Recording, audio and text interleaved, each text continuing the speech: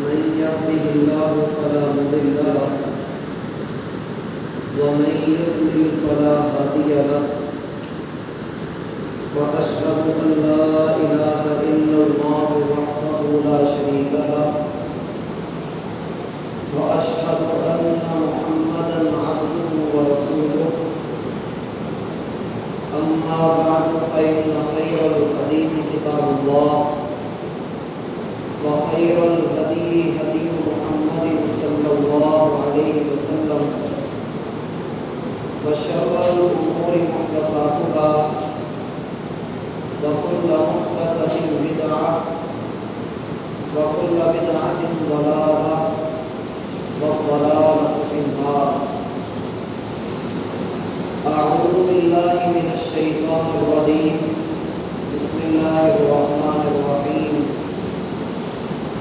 إنا نحن نحيي ونميت وإلينا المصير. يوم تشقق الأرض عنهم سراعا ذلك حشر علينا يسير. نحن أعلم بما يقولون وما أنت عليهم بجبار فذكر بالقرآن من يخاف وعيد. حضرات ذی وقار، محترم سامعین و سامعات،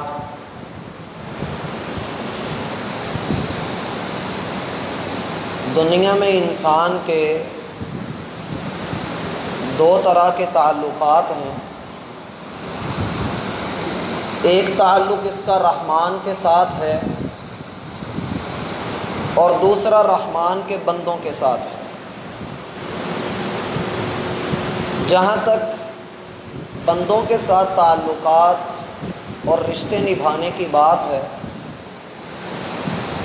اسلام اس کے اوپر بڑا زور دیتا ہے، سلامتی کا درس دیتا ہے، ہمیں اس بات کا پابند ٹھہراتا ہے کہ تمہاری زندگی میں تمہارے ساتھ جڑنے والے تمہارے رشتے وہ خواہ ماں باپ کی شکل و صورت میں ہوں، وہ دودھیال کا رشتہ ہو یا ننھیال کا ہو، تمہاری طرف سے کوئی لوچ نہیں ہونی چاہیے، صلہ رحمی کا انداز ہو اور اللہ الرحمن کی خاطر اپنوں کی جفاؤں کو برداشت کرنے والے بنو. دوسری طرف جو سلسلے رحمان کے ساتھ ہیں ان کو بھی خوبصورت انداز میں نبھانے کا حکم ہے. اور قرآن نے ان تعلقات کو جو بندے کے رحمان کے ساتھ بنے ہوئے ہیں دو چیزوں کے اندر سمو کر انتہائی خوبصورتی کے ساتھ بیان کر دیا ہے. معروف آیت ہے، آپ سب جانتے ہیں، سورۃ العلق کی آخری آیت ہے. مالک فرماتے ہیں لا تطعہ واسجد واقترب. آپ کسی کافر منافق کی یا دنیا کے کسی بھی ایسے منہج کی اور ایسے سماج کی پیروی نہ کریں جو آپ کو رحمان کی نافرمانی پر اکساتا ہے، آپ کو بغاوت پر آمادہ کرتا ہے. وہ خواہ آپ کی خواہشات ہوں یا آپ کا معاشرہ ہو یا آپ کا انوائرمنٹ ایسا بن جائے کہ جس میں رحمان کے ساتھ بغاوت کرنے کا اصول ہو. یا باغی الشر اقصر، جو شر کا طلبگار ہے اسے چاہیے کہ اپنا ہاتھ روک لے. ان بطش ربک لشدید، رب کی پکڑ سخت ہوا کرتی. لا تطعہ، دنیا بھر کے منافق اور کافر ایک جگہ پہ اکٹھے ہو جائیں، آپ کسی ایسے سماج کے پیچھے نہ لگیں جو آپ کو رحمان کی بغاوت پر اور اس کی نافرمانی پر لگا رہا ہو. وسجد، اور آپ کا کام یہ ہے کہ آپ کا ماتھا زمین کے ساتھ لگا ہوا ہو، آپ رحمان کی صفت علو کا اقرار کر رہے ہوں اور یہ مان رہے ہوں کہ اعلیٰ ہے کوئی کائنات کے اندر تو میرا رب ہے. سبحان ربی الاعلیٰ، میں جس رب کا ماننے والا ہوں وہ پاک ہے، پاکیزگی کو پسند کرتا ہے، اور بندے کے ساتھ بھی طہارت ہو، مال کی پاکیزگی ہو، جسم کی طہارت ہو، باطن کی طہارت ہو، اور اس کے ساتھ جب بندہ سجدہ کر رہا ہے، اس سجدے کے اندر سبحان یہ لفظ، یہ اس بات کی ہماری زبان سے گواہی دلوائی جاتی ہے کہ آپ خود مان لیجئے کہ کائنات کی ہر چیز کے اندر کوئی خامی ہے، نقص ہے، عیوب ہیں، لیکن اگر کوئی رحمان ہے تو رحمان ایک ایسی ذات ہے جو سبحان ہے، جس کے اندر کوئی نقص نہیں ہے، اور وہ ہے کون؟ ربی، وہ میرا ہے، میں اس کا ہوں، وہ میرا ہے۔ جب وہ میرا ہے، میں اس کا ہوں، تو پھر ان صلاتی و نسکی و محیای و مماتی للہ رب العالمین، پھر میری نماز ہو یا میری قربانیاں ہوں، میری موت و حیات کے سلسلے ہو، میری سانس کا آنا اور سانس کا نکل جانا، یہ سارا کچھ اس رب کا ہی تو ہے جو تمام جہانوں کا رب ہے۔ فاطر السماوات والارض، اس کی کروڑہا مخلوقات ہیں، لیکن انتخاب میرا ہے، منتخب رب نے مجھے کیا ہے، سجدہ میں اسی کو کر رہا ہوں۔ اور پھر ایاک نعبد و ایاک نستعین کے نظارے اللہ دکھاتا ہے کہ سبحان ربی کے بعد آپ کہیے کہ الاعلیٰ، بلند بھی وہی ہے۔ دنیا کی ساری عزتیں، دنیا کے سارے مرتبے ایک طرف، اور رحمان کی دی ہوئی عزت، اس کا دیا ہوا مرتبہ، اس کا دیا ہوا مقام، آپ محمد الرسول اللہ صلی اللہ علیہ وآلہ وسلم کو ہی دیکھ لیجیے۔ جو مقام اور مرتبہ آپ کو ملا ہے، دلوں پر حکمرانی ہے، اپنے تو اپنے، بیگانے بھی آپ کا دم بھرتے ہیں۔ اور پھر انہی باتوں کے ساتھ جب رحمان کے ساتھ تعلق سجدے میں جڑ گیا، تو اگلا ٹکڑا قرآن مجھے اور آپ کو دیتا ہے، وقترب، اپنے رب کا قرب حاصل کیجیے۔ اور یاد رکھیے میرا بھائی، یہ قرب، رب کی قربت، رب کے قریب ہونا، اتنا قریب ہو جانا، اتنا قریب ہو جانا کہ بندے کو محسوس ہو رہا ہو، ان تعبد اللہ کانک تراہ، گویا کہ میں اپنے رب کو دیکھ رہا ہوں۔ یہ والا قرب اسلام مانگتا ہے۔ اسلام اس کو آپ کی اعلیٰ نیکی سمجھتا ہے کہ جس میں آپ اپنے رب کے انتہائی قریب ہیں، اور اس قرب کے ساتھ اقرب ما یکون العبد من ربہ اذا ہوا ساجد، بندہ اپنے رب کے قریب اسی وقت ہوتا ہے جب وہ سجدے کی حالت میں ہوتا ہے۔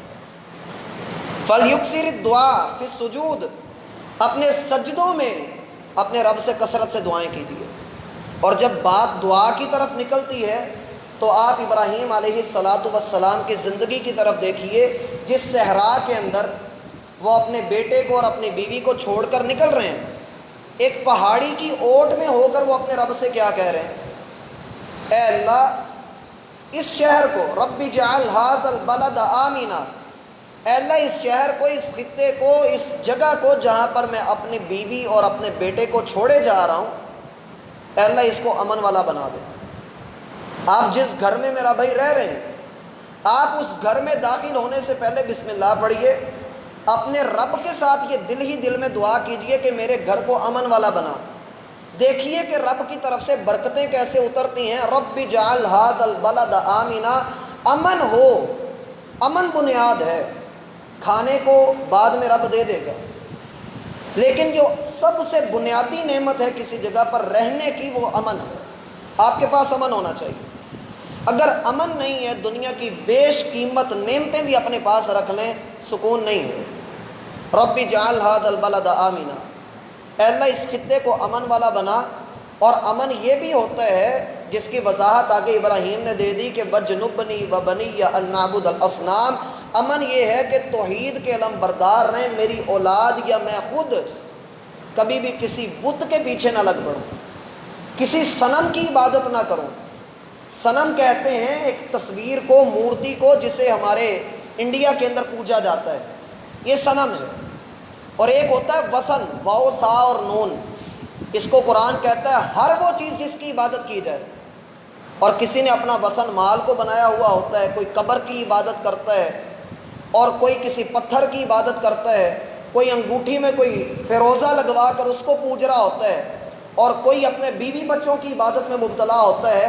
کہا وجنبنی وبنی ان نعبد الاصنام، اے اللہ مجھے بھی اور میری اولاد کو بھی، میری آنے والی نسلوں کو بھی یہ سجدوں کے ساتھ رحمان کی قرب کے تعلقات، اور پھر اس قرب میں اپنے منہ سے نکلنے والی دعائیں، اور پھر دل کی اتھاہ گہرائیوں کے ساتھ اپنے رب سے یہ گزارش کرنا کہ اللہ مجھے اور میری نسلوں کو شرک سے بچا کر رکھنا یہ ہمیں اس بات کا سبق دیتا ہے کہ شرک بدترین ذلت ہے اور توحید بہترین عزت ہے۔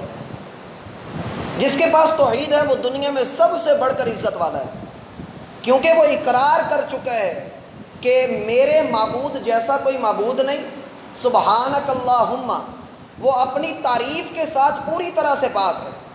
وَتَبَارَكَ اسْمُكَ، مالک میں اس بات کا بھی اقرار کرتا ہوں کہ تیرا نام سب سے بلند ہے۔ دنیا کے بڑے بڑے نام دھرے رہ جائیں، وہ فرعون بھی تھا، نمرود بھی تھا، قارون اور حامان، بڑے بڑے مہرے اٹھے ہوئے تھے، لیکن جب رب کی طرف سے پکڑ آئی ہے تو پانی کے چند قطرے اور ہوا کے تھوڑے سے تھپیڑے یہ انسان کو لے دے گئے، اور وَتَبَارَكَ اسْمُكَ بلند رہا تو رب کا نام رہا۔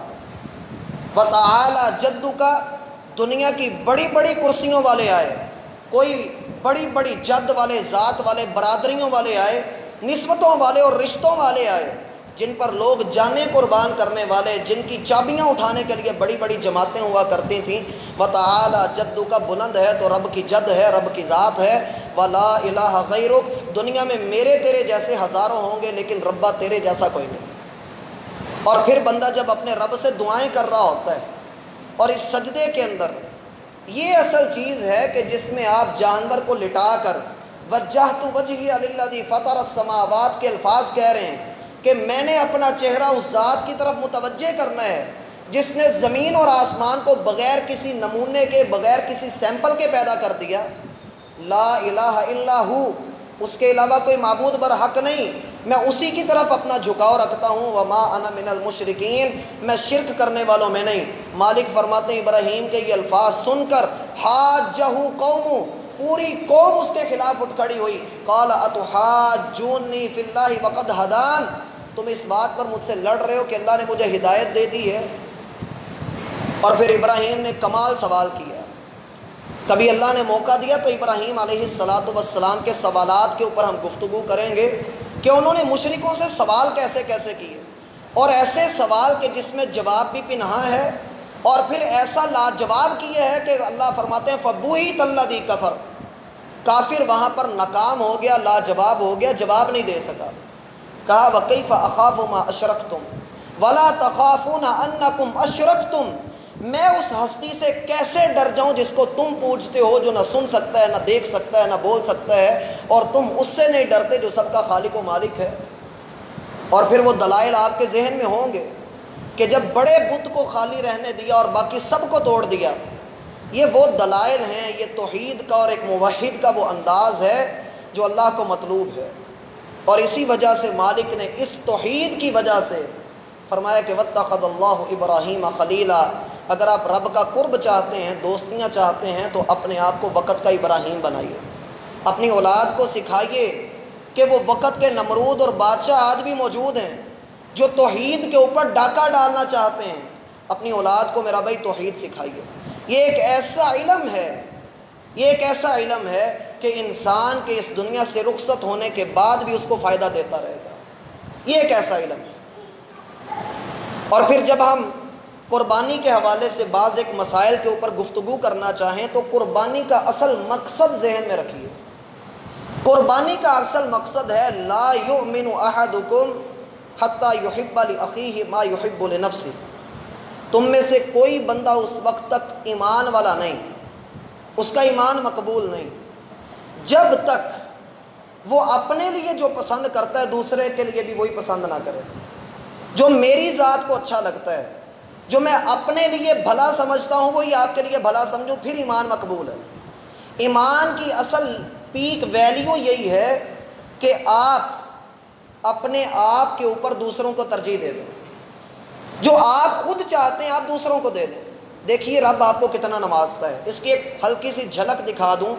صحیح مسلم کے اندر آتا ہے، نبی علیہ السلام فرماتے ہیں کہ ایک آدمی اپنے بھائی کی غیر موجودگی میں اس کے لیے ہاتھ اٹھاتا ہے، دعا کے لیے دعا کرتا ہے، اے اللہ میرے بھائی کو یہ دے دے، اے اللہ میرے بھائی کی مشکل کو حل کر دے، اور میں دعا کرتا ہوں اللہ آپ کی مشکلات کو حل کرے، اللہ آپ پر اپنی رحمتیں فرمائے، اللہ آپ کے گھروں کو امن سے بھر دے۔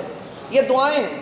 نبی علیہ السلام فرماتے ہیں وہ اس کی غیر موجودگی میں اس کے لیے دعا کرتا ہے، اور میں سچے دل سے اس جگہ پر کھڑے ہو کر کہتا ہوں آپ میری دعا میں ہیں، آپ غیر موجود بھی ہوں تو میں آپ کے لیے دعا کرتا ہوں، اللہ میری دعائیں آپ کے حق میں قبول فرمائے۔ نبی علیہ الصلاۃ والسلام فرماتے ہیں کہ اللہ رب العالمین آسمان سے ایک فرشتہ بھیجتا ہے، وہ اس کے سر کے پاس آ کر کھڑا ہوتا ہے اور یہ دعا کرتا ہے، فرشتہ آمین کہتا ہے، اور آمین کے ساتھ وہ کہتا ہے وَلَكَ بِمِثْلِ، جو تو اپنے بھائی کے لیے مانگ رہا ہے رب تجھے بھی عطا کر دے۔ اگر میرا بھائی آپ دعا کرنا چاہتے ہیں، اور آج کا دن جو عرفہ کا دن ہے یہ دعا کا دن ہے، اگر میرا کوئی بھائی یہ سمجھتا ہے کہ میں آج کے دن تلاوت کروں گا، تلاوت کرنا بڑا بھلا کام ہے، لیکن یہ دن دعا کا دن ہے۔ نبی علیہ الصلاۃ والسلام نے اس دن میں کثرت سے دعائیں کی ہیں، اور پھر سونے پر سہاگا یہ ہے کہ جمعہ بھی ہے، اور جمعے کے دن عصر سے لے کر مغرب تک سلف کسی سے ملا نہیں کرتے تھے، گھروں کے دروازے بند کر لیتے اور اللہ سے خوب دعائیں کرتے۔ نبی علیہ الصلاۃ والسلام کا فرمان ہے کہ جمعہ کے دن عصر کے بعد جمعہ کے آخری حصے میں ایک گھڑی ایسی ہے کہ جس میں بندہ اپنے رب سے دعا کرتا ہے، اللہ اس دعا کو قبول کر لیتا ہے۔ ہمارے ایک استاد ہوا کرتے تھے، وہ جمعہ کے دن عصر کے بعد مسجد میں بیٹھ جاتے اور کہا کرتے تھے ربا میں تیرے راضی، ربا میں تیرے راضی۔ شاگرد نے ایک دن کہا استاد جی آپ ایسا کیوں کرتے ہو؟ کہنے لگے کہ بیٹے اگر رب نے ایک مرتبہ بھی کہہ دیا کہ بندے میں تجھ پہ راضی، میری تو آخرت سنور گئی، میں تو یہی کہتا رہوں گا۔ تو اپنے رب سے خوب دعائیں کیجئے گا، نبی علیہ الصلاۃ والسلام کا یہ فرمان۔ اور دوسری طرف جو میں آپ کو بتانا چاہ رہا ہوں وہ یہ ہے کہ اگر آپ دعا خود کے لیے نہیں دیکھ رہے کہ میں اپنے لیے کوئی دعا کروں، آپ ہاتھ اٹھائیے دوسروں کے لیے دعائیں شروع کر دیجیے، کوئی دعا دوسروں کے لیے کیجیے، دوسروں کا نام لے لے کر۔ ابو درداء رضی اللہ عنہ فرمایا کرتے تھے میرے 300 دوست ہیں اور میں سب کا نام لے کر فردن فردن سب کے لیے دعا کرتا ہوں۔ تو اپنے لیے، اپنے دوستوں کے لیے، اپنے گھر والوں کے لیے، میرے لیے، سب کے لیے اپنی دعاؤں کے اندر حصہ رکھیے، اللہ ہماری دعاؤں کو قبول کرے۔ کہا لا یؤمن احدکم، تم میں سے کوئی اس وقت ایمان والا نہیں بن سکتا جب تک وہ اپنے بھائی کے لیے وہ شے پسند نہ کرے جو وہ اپنے لیے پسند کرتا ہے۔ اس مسئلے کو انشاءاللہ میں آگے وضاحت کے ساتھ آپ کے سامنے رکھتا ہوں۔ دوسرا مسئلہ جس کا آپ نے عید کے دن میں خیال رکھنا ہے وہ یہ کہ جانور کے سامنے چھری کو تیز نہیں کرنا۔ نبی صلی اللہ علیہ وآلہ وسلم نے دیکھا کہ ایک آدمی ایسا کر رہا ہے، آپ نے فرمایا اترید ان تمیتھا موتات، تم اس کو 2 موتیں دینا چاہتے ہو، پہلے اس کے سامنے چھری تیز کر رہے ہو۔ اصل مسئلہ یہ ہوا تھا کہ اس نے جانور کو لٹایا ہوا ہے اور پھر اس کے اوپر اپنا پاؤں رکھ کر چھری تیز کر رہا ہے۔ نبی صلی اللہ علیہ وآلہ وسلم نے اس عمل سے منع کیا، لیکن اس سے یہ مسئلہ کشید نہیں کیا جا سکتا کہ جانور کو جانور کے سامنے ذبح نہیں کر سکتے۔ یہ مسئلہ بالکل لوگوں کا اپنا بنایا ہوا ہے۔ آپ جانور کے سامنے جانور کو ذبح کر سکتے ہیں، سنن ابو داود ہے، صحیح مسلم ہے۔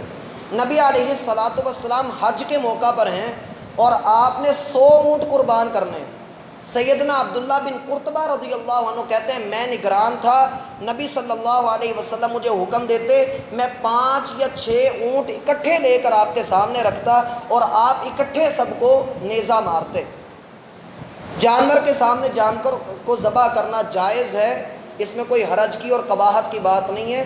اگر یہ بری چیز ہوتی تو جہاں اللہ کے رسول نے چھری تیز کرنے سے منع کیا ہے وہاں آپ اس سے بھی منع کر دیتے۔ تیسرا عمل جو اہم ہے وہ یہ کہ بعض لوگ اللہ نے جن کو اونٹ دیا ہے، اور واضح رہے کہ اونٹ کی قربانی سب سے افضل ہے کیونکہ جس میں صدقہ زیادہ کیا جا سکے جس قربانی میں وہ سب سے افضل ہوتی ہے۔ اونٹ کو بعض لوگ نہر کی بجائے ذبح کر رہے ہوتے ہیں، تو یہ ذبح کا طریقہ نبی علیہ الصلاۃ والسلام سے ثابت نہیں ہے۔ اللہ نے قرآن میں بھی حکم دیا ہے کہ فاذکروا اسم اللہ علیہا صواف، آپ ان جانوروں پر اللہ کا نام لیں جن کے گھٹنے بندھے ہوئے ہیں۔ فصلی لربک وانحر، اپنے رب کے لیے نماز ادا کیجیے اور نہر کیجیے۔ نہر کا طریقہ میرا بھائی یہ ہوتا ہے کہ اونٹ کو آپ کھڑا کر لیں، اس کا بایاں گھٹنا باندھ لیں، اگلی 2 ٹانگوں میں سے بائیں ٹانگ اس کی باندھ لیں، موڑ لیں یوں کر کے، یہاں پر اس کے رسیاں باندھ دی جاتی ہیں، اور پھر اس کی گردن اور سینے کے درمیان ایک گھڑا ہے، وہاں پر وہ نیزہ مار دیا جاتا ہے اور اونٹ وہیں پر گر جاتا ہے۔ کوئی اتنے مسئلے والا سب سے زیادہ آسان اونٹ کو ذبح کرنا ہی ہے۔ اگلی چیز میرا بھائی یہ ہے کہ بعض لوگ جب جانور کو ذبح کر رہے ہوتے ہیں تو یہاں پر مسئلہ یہ آ جاتا ہے کہ وہ کسائی کو کہتے ہیں چل بھائی خود ہی تکبیر پھیر دے، اور پھر کسائی بھی جو ہے وہ دعا کا اہتمام نہیں کرتا۔ اول تو یہ ہے کہ میرا بھائی جانور کو چھری خود پھیریں۔ نبی صلی اللہ علیہ وآلہ وسلم اپنے جانور کو خود چھری پھیرا کیا کرتے تھے۔ آپ کے ہاتھ میں رب نے جو برکت رکھی ہے، ظاہر سی بات ہے آپ نے اپنی حلال کمائی کے ساتھ نماز ادا کرتے ہوئے، اللہ کو یاد کرتے ہوئے، آپ نے اللہ سے ڈرتے ہوئے قربانی لی ہے۔ ان کو ذرا چپ کروائیے۔ اللہ رب العالمین نے قربانی آپ کو جب دے دی ہے تو پھر میرا بھائی آپ کے ہاتھ میں جو رب نے برکت رکھی ہوئی ہے، آپ خود تھوڑا سا حوصلہ کر کے، ابھی ہم نے کافروں کی گردنیں بھی کاٹنی ہیں، ہم اپنے جانور کو قربان نہیں کر پا رہے ہیں، ذرا اس کو بھی چھری پھیرنے کی کوشش کریں۔ قصاب جو ہے اس کا تو سال کا معمول ہے، اور پھر وہ عادتاً کرتا ہے، اگر وہ بسم اللہ اللہ اکبر نہیں پڑھتا تو پھر میرا بھائی معاملہ تو شک میں چلا جاتا ہے۔ اس لیے کوشش کریں اس عید کے اوپر حوصلہ کر کے اپنے جانور کو خود چھری پھیریے، اللہ رب العالمین ہاتھوں میں قوتیں عطا فرمائے۔ چوتھی چیز جو سمجھنے کی ہے، بعض لوگوں نے، ہم نے اصل میں نا شارٹ کٹ بنائے ہوئے ہیں۔ شارٹ کٹ ہمارا یہ ہوتا ہے کہ گائے لی اور کہا کہ جی اس میں 7 حصے ہیں، میرے بیٹے کا عقیقہ نہیں ہوا، میں نے 2 حصے اس کے بھی مان لیے، چلو جی اب اس کو قربان کر دو، بیٹے کا عقیقہ بھی ہو گیا، قربانی بھی ہوگی۔ یاد رہے بڑے جانور میں عقیقہ اللہ کے رسول نے نہیں کیا ہے، بڑے جانور کا عقیقہ ثابت ہی نہیں ہے۔ سیدہ عائشہ رضی اللہ عنہا کے بھائی کے گھر میں اللہ نے بیٹا دیا، ان کا بھتیجا تھا، پتہ لگا کہ بھائی چاہتا ہے کہ بیٹے کی خوشی میں اونٹ میں عقیقہ کرے، اونٹ قربان کرے۔ سیدہ عائشہ رضی اللہ عنہا نے فرمایا کہ ایسا نہ کرنا، نبی صلی اللہ علیہ وآلہ وسلم نے بکرا یا چھترا اسی میں ہی عقیقہ کیا ہے۔ تو میرا بھائی بچے کی طرف سے جب عقیقہ کرنا ہوتا ہے وہ 7واں دن شریعت نے مقرر کیا ہے، 7ویں دن کے بعد عقیقہ نہیں ہوتا، جو 14واں دن کہتا ہے یا 21واں دن کہتا ہے وہ روایت اللہ کے رسول سے ثابت نہیں ہے۔ 5ویں چیز آ جاتی ہے گوشت کی تقسیم۔ گوشت کو 3 حصوں میں تقسیم کرنا ہے، سارا گھر میں رکھنا ہے، سارا صدقہ کرنا ہے، کیا کرنا ہے یہ آپ کو اختیار دے رہی ہے شریعت۔ شریعت نے آپ کو کھلا اختیار دیا ہے، آپ چاہے تو 3 حصوں میں کر لیں، یہ اللہ کے رسول نے 3 حصے نہیں کیے ہیں، یہ بھی سمجھ لیں، اللہ کے رسول نے 3 حصے کرنے کا حکم نہیں دیا، آپ جیسے چاہتے ہیں کر لیں۔ آپ رشتہ داروں کو دینا چاہتے ہیں دے دیں، پکا کر کھلانا چاہتے ہیں پکا کر کھلا دیں، آپ کو جیسے مناسب لگتا ہے کر لیجیے۔ لیکن نبی علیہ الصلاۃ والسلام نے ایک نقطہ ضرور ہمیں دیا ہے کہ اگر معاشرے کے اندر یہ ہو کہ قربانیاں تھوڑی ہیں، غربت زیادہ ہے، تو پھر آپ اپنے گوشت کو زیادہ سے زیادہ تقسیم کریں۔ لیکن ہمارا وہاں پر یہ ہوتا ہے کہ ہم نے جانور کا گوشت ان گھروں میں بھیج دیتے ہیں، اکثر لوگ جنہوں نے پہلے سے قربانی کی ہوئی ہوتی ہے، اور وہ آگے سے اکثر ایسا بھی ہوتا ہے جس گھر نے بھیجا ہوتا ہے پلٹ کر وہ شاپر انہیں کے گھر میں واپس آ جاتا ہے۔ تو اس لیے قربانی کا گوشت آپ ان گھروں میں بھیجیے جن گھروں میں قربانی نہیں ہوئی ہے۔ اور ایک اس سے بھی اچھوتا مسئلہ، مجھے حیرانگی ہوتی ہے کہ لوگ کیسے کیسے مسئلے اٹھا لیتے ہیں۔ بعض لوگ اب یہ باتیں مشہور کر رہے ہیں کہ جی حلال جانور کے اندر بھی 7 چیزیں ایسی ہوتی ہیں جو حرام ہیں، حلال جانور میں 7 چیزیں ایسی ہیں جو اللہ نے حرام کی ہوئی ہیں۔ بھائیو اس کی کوئی دلیل نہیں، اللہ کے رسول صلی اللہ علیہ وسلم سے اس کی کوئی دلیل ثابت نہیں ہے۔ لوگ جتنی حدیثیں بتاتے ہیں، اللہ کی قسم ان میں سے ایک بھی اللہ کے رسول کا فرمان نہیں ہے۔ بڑی ذمہ داری کے ساتھ آپ کے سامنے بات کر رہا ہوں، اگر کسی کا دل نہیں کرتا اوجڑی کھانے کا تو بھائی نہ کھائے، ساری حلال چیزیں کھانا اس کے اوپر فرض نہیں ہے۔ لیکن اگر کوئی کہتا ہے کہ میں نے اوجڑی کھانی ہے تو بھائی کھا لو۔ اللہ رب العالمین نے حلال چیز کے ساتھ حرام چیز کو جوڑ کر اس میں شک کبھی نہیں ڈالا، اور حلال اور حرام کی اتھارٹی تو اللہ کے پاس ہے۔ اللہ جس کو چاہے حلال کہے، جس کو چاہے اللہ حرام کہے، یہ میری اور آپ کی طبیعت پر نہیں ہے۔ اگر ایک بندہ مٹن نہیں کھاتا ہے تو کیا مٹن اس کے لیے حرام ہو گیا؟ یا ایک ڈاکٹر کسی کو کہہ دیتا ہے کہ بھائی آپ نے آم نہیں کھانا، آم اس کے لیے حرام ہو گئے؟ ہرگز نہیں۔ اگر ایک بندہ اپنی طبیعت کو ناپسند کرتا ہے ایک چیز کھانے میں، وہ اس کے لیے حرام نہیں ہوئی۔ وقت کم ہے وگرنہ اس کے اوپر بے شمار دلائل ہیں جو میں آپ کے سامنے رکھتا۔ اس لیے میرا بھائی یہ کوئی ایسا مسئلہ نہیں ہے، آپ کا دل مانتا ہے، آپ کا دل اگر مانتا ہے تو کھا لیجیے، نہیں مانتا تو دوسروں کو شک میں نہ ڈالیں۔ حلال چیز حلال ہی ہوتی ہے، جانور پورے کا پورا حلال ہے، آپ جو چاہیں اس کا کھا سکتے ہیں، اللہ رب العالمین نے اس کا حلال کیا ہے۔ اور اگر کسی کو اس میں کوئی اشکال ہو تو میں جمعہ کے بعد ادھر ہی ہوں، آپ مجھ سے بات کر سکتے ہیں۔ اور آخری چیز، قربانی کی کھال، یہ میرا بھائی بیچ نہیں سکتے آپ، قربانی کے جانور کی کوئی بھی چیز آپ سیل آؤٹ نہیں کر سکتے، وگرنہ نبی صلی اللہ علیہ وآلہ وسلم کا فرمان ہے کہ جس نے ایسی حرکت کی اس کی قربانی نہیں۔ بعض لوگ کسائی کو مزدوری کے طور پہ گوشت دے دیتے ہیں یا اس کو کھال دے دیتے ہیں، یہ طریقہ کار درست نہیں ہے۔ اب کھال دینی کدھر ہے؟ کھال میرا بھائی آپ چاہیں تو اپنے استعمال میں رکھ لیں، کھال کا وہی حکم ہے جو گوشت کا حکم ہے۔ آپ چاہے تو مجاہدین کو دے دیں، چاہے تو مدرسے کو دے دیں، چاہے تو مسجد کو دے دیں، کھال صدقہ ہے۔ آپ جو چاہتے ہیں اس کا کر لیں، اپنے لیے رکھنا چاہتے ہیں اپنے لیے رکھ لیں، کوئی بندہ جیکٹ بنوانا چاہتا ہے، کوئی شے بنوانا چاہتا ہے، وہ رکھ لے اپنے پاس، لیکن یہ کہ کھال کو بیچ دینا اور بیچ کر اس کی قیمت کو صدقہ کرنا، یہ طریقہ کار درست نہیں ہے۔ نبی صلی اللہ علیہ وآلہ وسلم نے کھال صدقہ کرنے کا حکم دیا، اگر کرنی ہے تو آپ کھال ہی صدقہ کیجیے، جانور کی کسی بھی شے کو بیچنا درست نہیں ہے۔ اس مسئلے کو اچھی طرح سے ذہن میں رکھیے گا، اللہ ہمیں سمجھنے کی توفیق عطا فرمائے۔ اس کے علاوہ کوئی مسئلہ ہو تو آپ نماز کے بعد پوچھ سکتے ہیں۔ سبحانک اللہم و بحمدک۔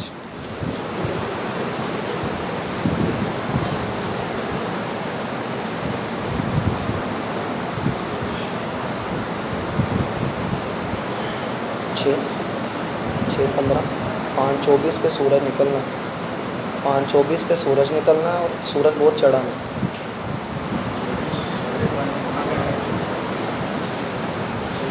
6 بجے بہتر، سورج بہت چڑھا نا، 6:15 تھے۔ ان الحمد للہ نحمده ونستعینه ونستغفره ونعوذ باللہ من شرور انفسنا وسیئات اعمالنا۔ احباب گرامی، اسی مسجد کے اندر جو سامنے گراؤنڈ ہے انشاءاللہ اس میں عید کی نماز 6 بجے ادا کی جائے گی۔ بر وقت تشریف لائیے گا، اور یہاں پر ایک اہم مسئلہ بھی ذہن میں رکھ لیں، خصوصاً ماؤں بہنوں کے لیے اور اپنے ان بھائیوں کے لیے جو بسا اوقات تھوڑی جلدی کر جاتے ہیں۔ نبی علیہ الصلاۃ والسلام کا فرمان ہے کہ عید کے دن ہر بچہ بوڑھا نکلے اور مسلمانوں کی اجتماعی دعا کے اندر شرکت کرے۔ جس بہن نے، جس ماں نے نماز نہیں بھی ادا کرنی، اللہ نے جس کو رخصت دی ہوئی ہے، وہ بھی نکلیں۔ ایون کہ حدیث میں یہاں تک الفاظ ہیں کہ جس کے پاس پہننے کو کپڑے تک نہیں ہیں وہ بھی ادھار کپڑے لے اور کپڑے پہن کر نکلے اور مسلمانوں کی اجتماعی دعا کے اندر شرکت ضرور کریں۔ اس لیے کوشش کریں کہ یہ جو دعا ہے، جو عید کی نماز کے بعد خطبے کے بعد دعا کی جاتی ہے، اس میں لازماً شرکت کریں۔ 6 بجے کا وقت ہے، خود بھی تشریف لائیے اور اپنے گھر والوں کو بھی لائیے۔ اللہ ہماری قربانیوں کو اور عبادتوں کو قبول فرمائے۔ سبحانک اللہم و بحمدک، اشہد ان لا الہ الا انت، استغفرک و اتوب الیک۔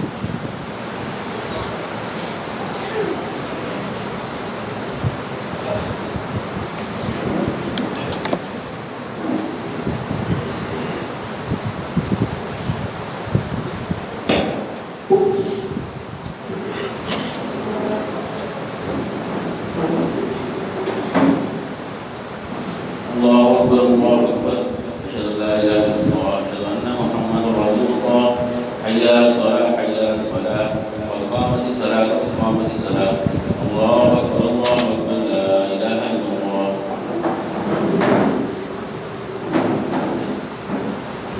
بھائی پورا قدم ملا لیں، دائیں بائیں دیکھ کر اپنی صفوں کو پہلے پورا کر لیں، اور اپنی شلوار یا چادر مرد حضرات ہمیشہ ٹخنوں سے اوپر رکھیں۔ اللہ اکبر۔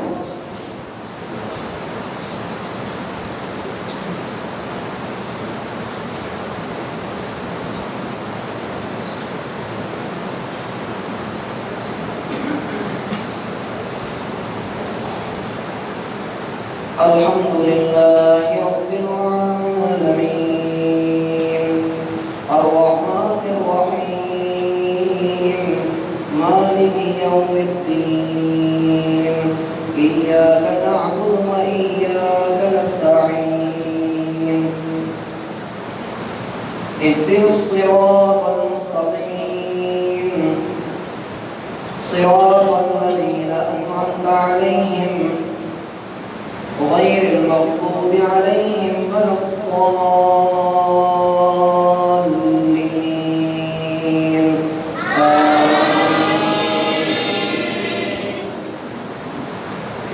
قد أفلح من تزكى وذكر اسم ربه فصلى بل تؤثرون الحياة الدنيا والآخرة خير وأبقى إن هذا لفي الصحف الأولى صحف إبراهيم وموسى. الله أكبر.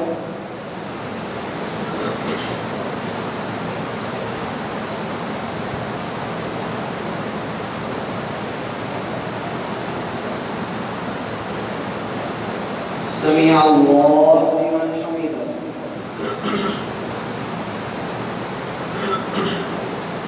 الله أكبر.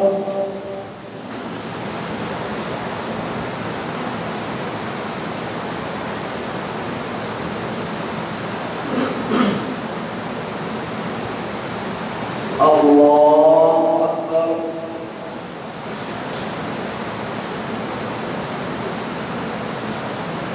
الله أكبر.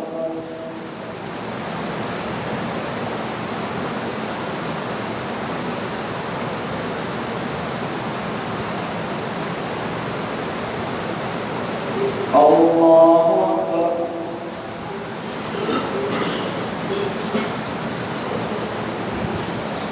الحمد لله رب العالمين الرحمن الرحيم مالك يوم الدين إياك نعبد وإياك نستعين اهدنا الصراط المستقيم صراط الذين أنعمت عليهم غير المغضوب عليهم ولا الضالين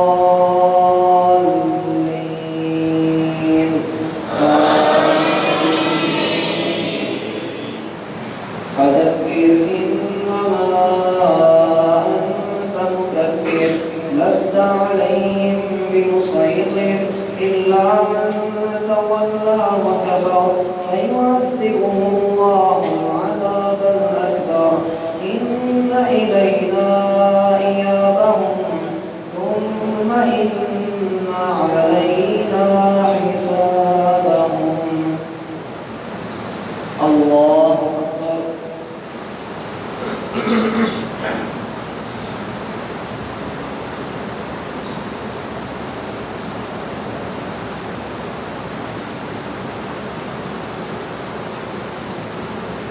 سمع الله لمن حمده. الله أكبر.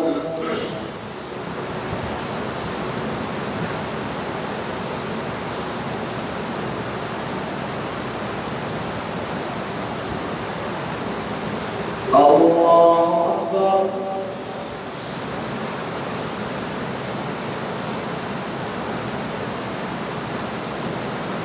الله أكبر.